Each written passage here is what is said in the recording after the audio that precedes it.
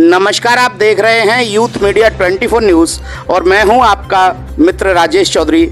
आज मेरे साथ हैं रामाशीष राय, प्रदेश अध्यक्ष, राष्ट्रीय लोकदल। आपका बहुत बहुत स्वागत है। धन्यवाद राजेश जी।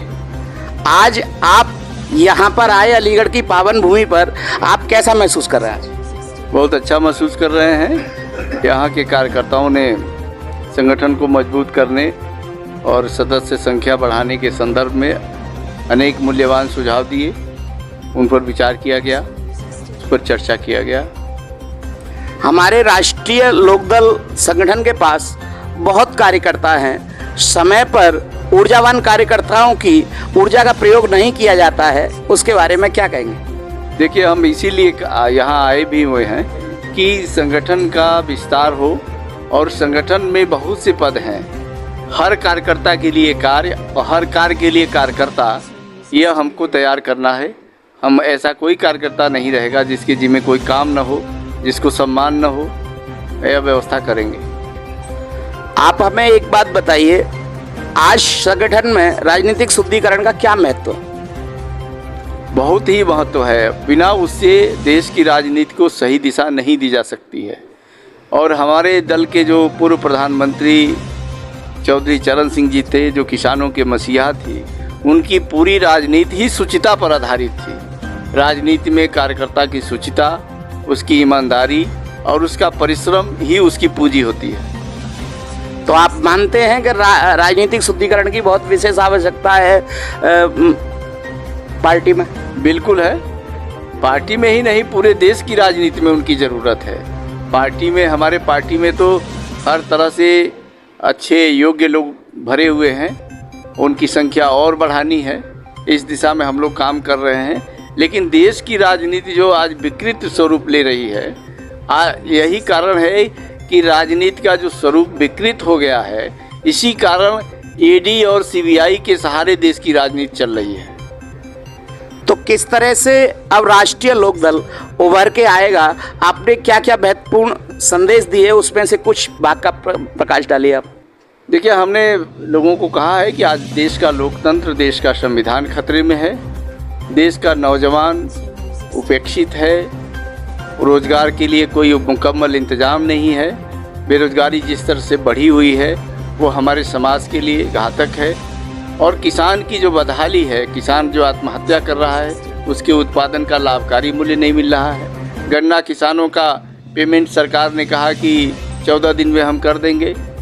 आज भी गन्ना मिलों पर लगभग 6,500 करोड़ किसानों का बकाया है। सरकार किसानों के मुद्दों से भी भटक गई है। जो वायदे किए थे वो पूरा नहीं कर रही है। आपने कहा कि सरकार मुद्दों से भटक गई है, उस पर क्या कहेंगे? सरकार के पास कोई कहने के लिए, बताने के लिए कोई उपलब्धि नहीं है।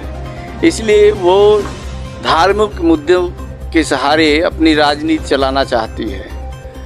अब लखनऊ में जो लल्लू माल की चर्चा हो रही है, उसका मुख्यमंत्री योगी ने ही उसका उद्घाटन किया।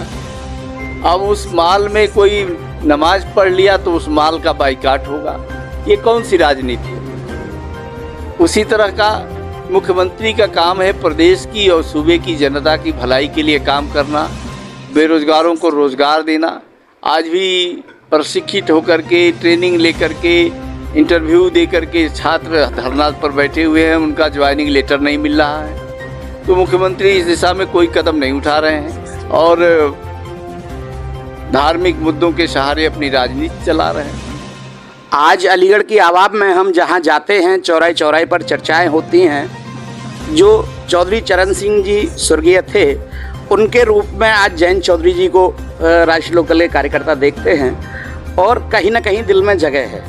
तो कितनी इसका लाभ हमें आगे आने वाले चुनाव में, जो निकाय चुनाव हैं जिसके बारे में आपने चर्चा की, उसमें कितना लाभ मिलने वाला है?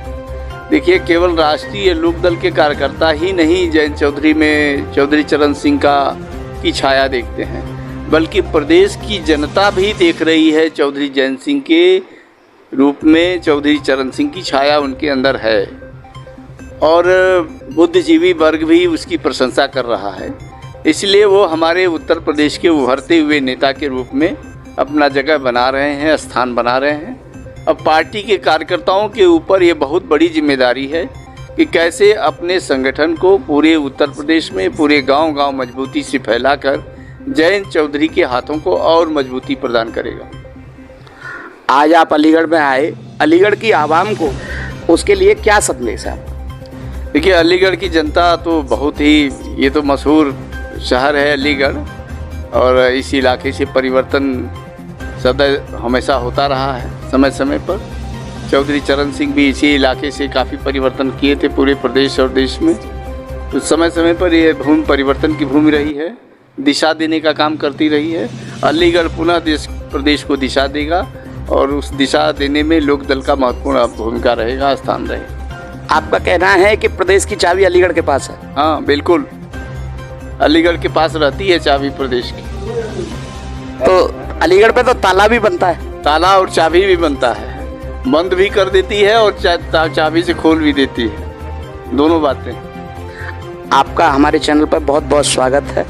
धन्यवाद। धन्यवाद बहुत बहुत राजेश जी, आपको धन्यवाद।